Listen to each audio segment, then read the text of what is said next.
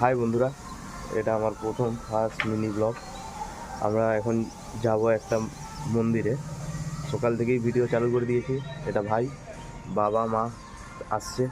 আমরা এখন মন্দিরে যাব, মন্দিরে পায়ে পড়ব, দর্শন করব, তারপরে মন্দিরে গিয়ে দেখাচ্ছি। চলো।